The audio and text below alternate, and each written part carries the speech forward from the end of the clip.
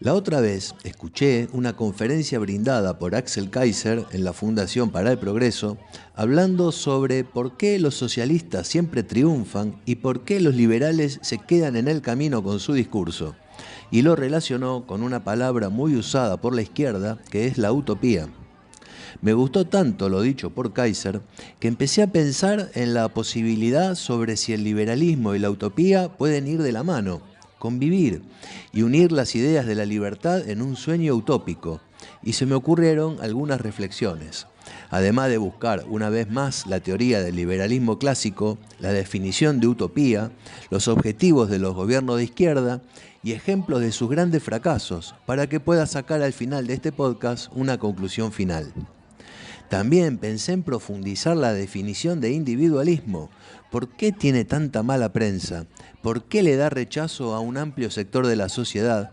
¿Y por qué las banderas que justamente pueden hacer libre a un individuo son usadas por la izquierda como el motivo por el cual las sociedades colapsan?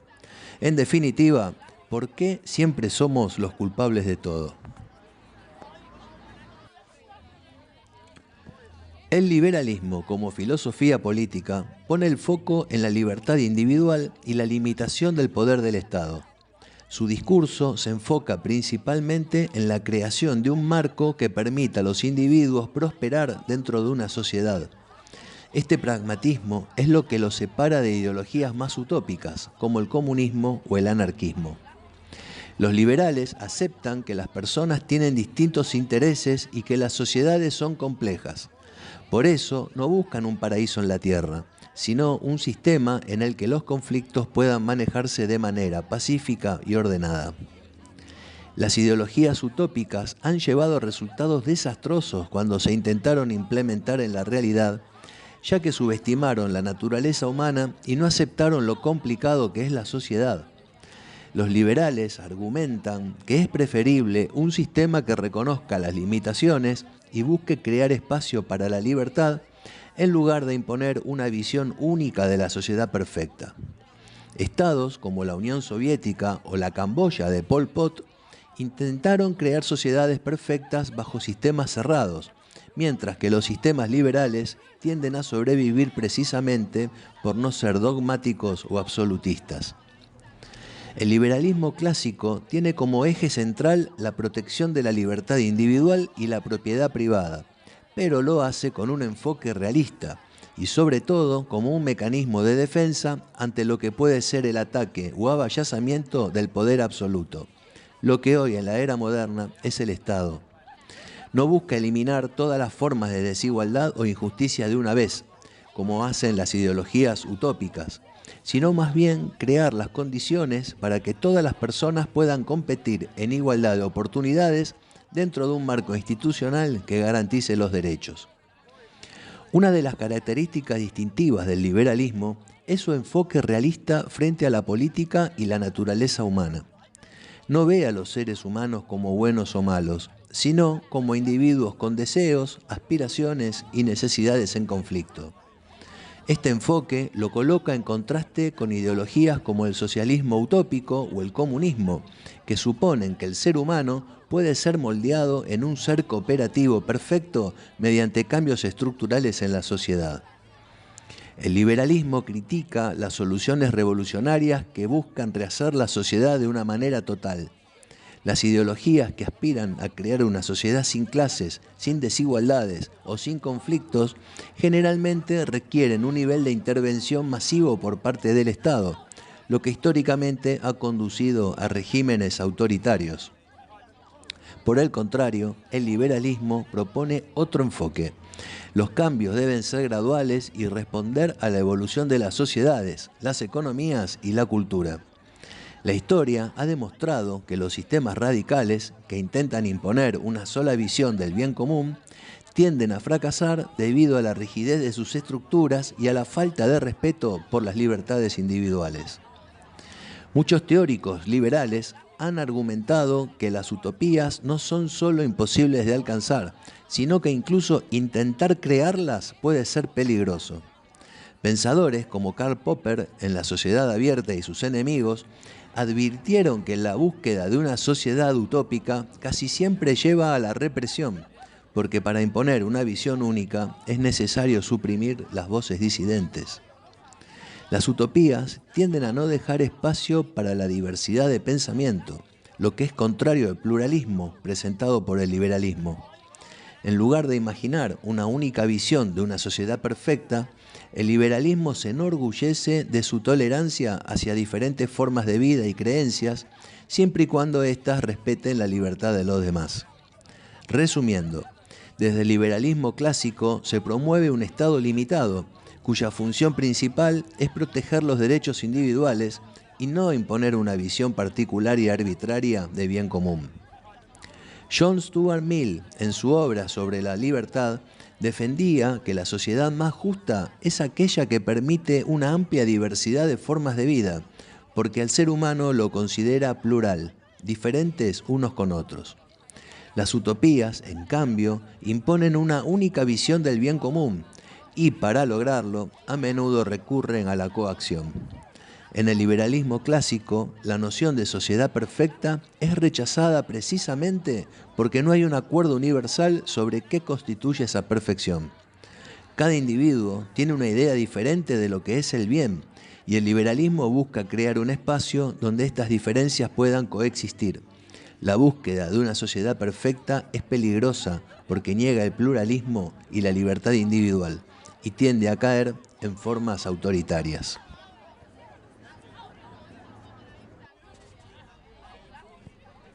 La teoría de gobierno limitado es la piedra fundamental del liberalismo clásico y tiene sus raíces en pensadores como John Locke, Adam Smith y Frédéric Bastiat. Esta idea establece ponerle límites al poder absoluto que pueda tener cualquier gobierno mediante un Estado limitado, que se dedique solamente a 3 funciones: seguridad, justicia e infraestructura. Los 2 primeros son fundamentales para que el gobierno vele por la libertad y la propiedad de los individuos. De esta manera se evitará caer en el autoritarismo, incluso provenga de donde provenga, sea de izquierda o de derecha. Los gobiernos absolutistas y las monarquías de la Europa moderna temprana llevaron a pensadores como John Locke a argumentar que un gobierno no debe tener un poder ilimitado, ya que esto podría llevar a la tiranía. Incluso el concepto de crear constituciones en los países se debió a tratar de ponerle un freno al Estado o gobierno absoluto sobre las libertades del individuo, creando leyes solamente para poder defender al hombre, su vida, libertad y propiedad privada. Una frase de Locke resume todo esto que te dije recién. Donde quiera que termine la ley, comienza la tiranía. Otro pensador, como Adam Smith, pero en el campo económico, argumentaba que el libre mercado y la competencia eran los principales motores del crecimiento económico y la prosperidad, cada uno con sus intereses. Sin embargo, Smith no abogaba por un gobierno completamente ausente. Su enfoque era que el gobierno debía ser un árbitro, no un jugador activo en la economía. Una frase de Smith resume todo esto que te dije recién. No es de la benevolencia del carnicero, el cervecero o el panadero en donde esperamos nuestra cena, sino de su propio interés. Históricamente, cuando los gobiernos han tenido poderes ilimitados, han terminado restringiendo las libertades civiles y políticas. Los liberales clásicos ven el gobierno como un mal necesario, no como una fuente de redención social. Otro aspecto crucial del liberalismo clásico es la defensa de la libertad económica. Los liberales clásicos creen que las personas deben ser libres para producir, intercambiar y consumir bienes sin interferencia excesiva del gobierno. Esto también incluye la protección de la propiedad privada, que es vista como una extensión de la libertad individual. Aunque la teoría del gobierno limitado es un principio fundamental del liberalismo clásico, hoy enfrenta desafíos. En muchos países, los gobiernos han crecido en tamaño y han ampliado su control sobre áreas como la economía, la seguridad y el bienestar social. Los liberales clásicos modernos suelen criticar estos avances, argumentando que la expansión del gobierno lleva inevitablemente a la erosión de las libertades individuales. Un área clave de debate actual es el papel del gobierno en la provisión de bienestar social. Mientras que los liberales clásicos generalmente prefieren que las personas se encarguen de su propio bienestar a través del mercado y las asociaciones voluntarias, los críticos argumentan que la intervención estatal es necesaria para corregir las desigualdades generadas por el sistema de libre mercado. Aquí es donde los liberales clásicos defienden que un gobierno limitado debería priorizar el fortalecimiento del marco de la libertad individual antes que asumir funciones que pueden llevar a la centralización del poder y la restricción de las libertades.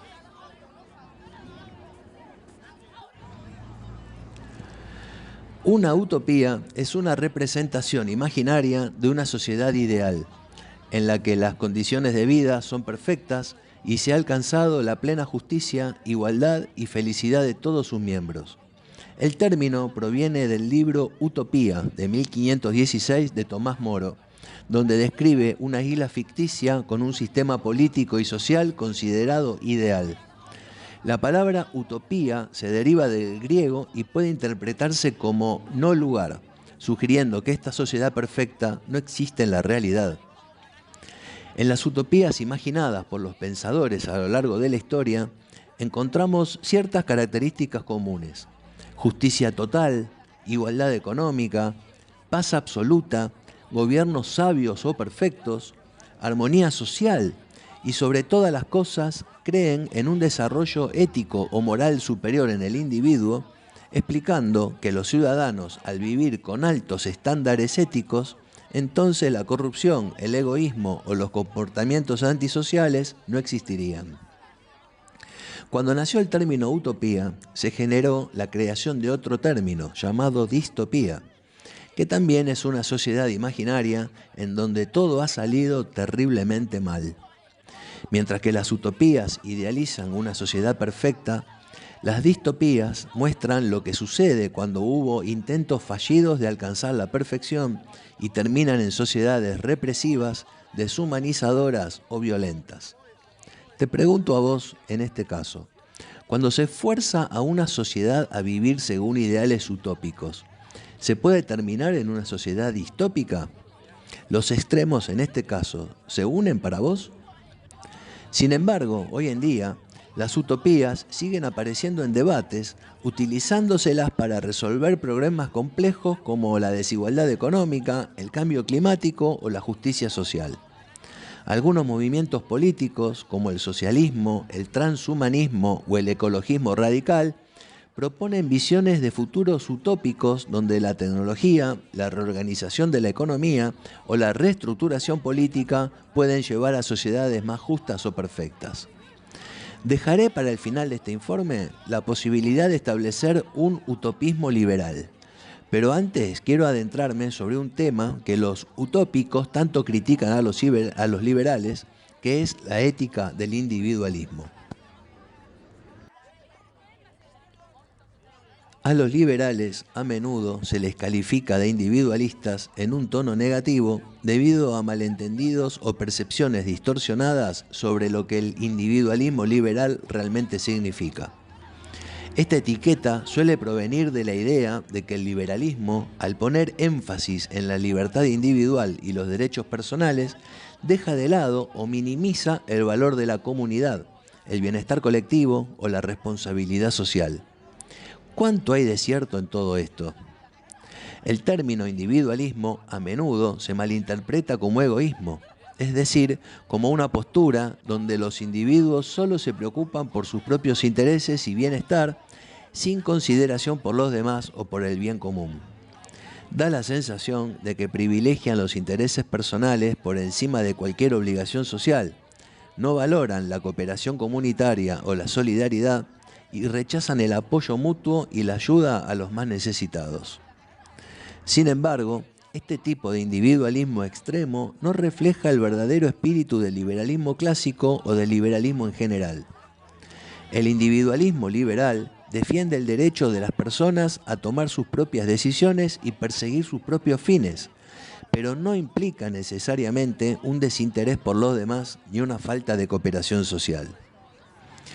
El individualismo liberal no es egoísta ni antisocial, más bien pone el foco en la libertad individual como un valor central, creyendo que cada persona debe ser libre para determinar su propio camino en la vida, siempre y cuando no interfiera con la libertad de los demás. Esto incluye el derecho a la propiedad privada y mantener los frutos de su propio trabajo, a tener libertad de expresión y pensamiento y autonomía para tomar decisiones sobre su vida, su trabajo y su bienestar. Además, el individualismo liberal suele estar acompañado de una idea fuerte de responsabilidad personal. Los liberales creen que los individuos deben ser libres para tomar sus propias decisiones, pero también deben aceptar las consecuencias de estas decisiones y ser responsables de sus acciones. En resumen, hacerse cargo. Este es un aspecto crucial que a menudo se omite en las críticas hacia el liberalismo. Pero pareciera que no alcanza con este concepto, ya que las críticas de otras diversas corrientes ideológicas llueven constantemente. Los socialistas y toda la izquierda en general sostiene que el énfasis en el individuo puede debilitar los lazos sociales y las redes de apoyo mutuo que se necesitan para garantizar el bienestar colectivo. Argumentan que el liberalismo puede promover que las personas no se sienten parte de una comunidad con obligaciones compartidas. Y no solo eso. Los conservadores argumentan que el liberalismo y su individualismo socavan las instituciones tradicionales como la familia, la religión o la comunidad, que ven como pilares esenciales para mantener el orden y la cohesión social. ¿Qué le puede responder el liberalismo a estas críticas que se le vienen a diestra y siniestra? Señala que el individualismo no es incompatible con la cooperación social o la solidaridad. De hecho, muchas interacciones humanas que benefician a la sociedad en su conjunto surgen de la libre cooperación entre individuos. Algunos ejemplos clave incluyen la cooperación voluntaria y las sociedades civiles, que en lugar de ver al Estado como el principal organizador de la vida colectiva, se valora la importancia de la sociedad civil, es decir, organizaciones, asociaciones y redes que los individuos forman libremente para colaborar en causas comunes. Estas incluyen desde organizaciones benéficas hasta grupos comunitarios o religiosos. El liberalismo no aboga por un individualismo moralmente indiferente. De hecho, muchos liberales clásicos como John Stuart Mill defendieron una ética personal que valoraba el crecimiento individual y el florecimiento humano para que prosperen las sociedades. La crítica al individualismo liberal generalmente proviene de quienes favorecen un papel más fuerte del Estado en la organización social, pero desde la óptica liberal, la verdadera solidaridad, cooperación y responsabilidad florecen en un entorno de libertad, no de imposición estatal, arbitraria y autoritaria.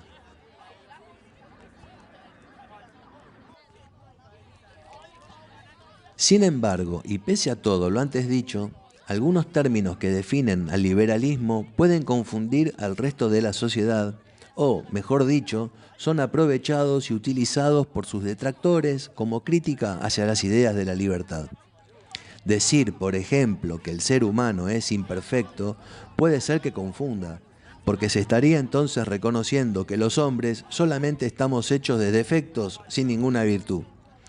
El liberalismo tendría que decir que los seres humanos son todos distintos, unos con otros, que no hay dos iguales. Entonces, a partir de esa premisa, ¿cómo se podría forzar a una sociedad entera a llevar a cabo una misma idea, por más noble que no sea con imposición y a la fuerza, castigando al que piense distinto? Otro tema a cuestionar es la nueva definición del liberalismo en estos últimos años, que lamentablemente se ha puesto de moda, explicando al liberalismo como el respeto irrestricto del proyecto de vida del prójimo. Particularmente, no sé si es tan así, ya que si querés ser un vendedor de droga, o echarte todo el día panza arriba y a dormir, o dedicarte a viajar por el mundo buscando nuevas experiencias de enero a diciembre, entonces no sé si respetar ese proyecto de vida irrestrictamente. Ahora, si alentamos, celebramos y premiamos el esfuerzo por buscar la superación, ya sea en las áreas académicas, laborales, profesionales, deportivas o culturales, ahí sí vamos a notar el verdadero progreso de una sociedad. La encontraríamos con el paso del tiempo más inteligente, más preparada, más capacitada, una sociedad mejor. ¿Y esto que te propongo, no sería un sueño a realizar? Si redefinimos el término utopía no como un ideal perfecto, sino como un ideal aspiracional que busca maximizar la libertad, la igualdad de oportunidades y la justicia, pero también despertar los instintos de superación humana del individuo, podríamos hablar quizás de una utopía que sigue los principios del liberalismo clásico sin caer en los peligros de los regímenes utópicos totalitarios. Pero en cambio, las utopías, como se entienden hoy, requieren un gobierno fuerte y centralizado para implementar los ideales perfectos de justicia y equidad. Las utopías, como se ven en el comunismo o el socialismo utópico, suelen proponer la redistribución completa de recursos, la planificación central y la creación de un sistema social sin desigualdades, lo que contrasta fuertemente con la creencia liberal clásica de que el gobierno debe mantenerse limitado para permitir que las personas busquen sus propios intereses dentro de un marco legal. Intentar crear una sociedad perfecta dentro del marco de las utopías implica, a menudo, la imposición de un solo ideal de vida sobre todos los individuos. Esto puede llevar a la coerción y a la eliminación de las libertades individuales en nombre de ese ideal. ¿Qué te pareció el informe? Dale like si fue de tu agrado y compartilo, ya que estas charlas son artículos de divulgación política. Suscríbete a mi canal y ahora también voy a pedirte ser miembro exclusivo de Radio Antorchas, uniéndose a mi canal, participando incluso en la elección de los temas y entrevistas a realizar. Entérate de todo dándole clic a esa opción. Unirte a mi canal ayuda a reequiparme y a dedicarle más tiempo a la lectura. Hombres y mujeres libres, es un verdadero placer hacer este programa. Pasen una buena semana, cuídense y viva la libertad.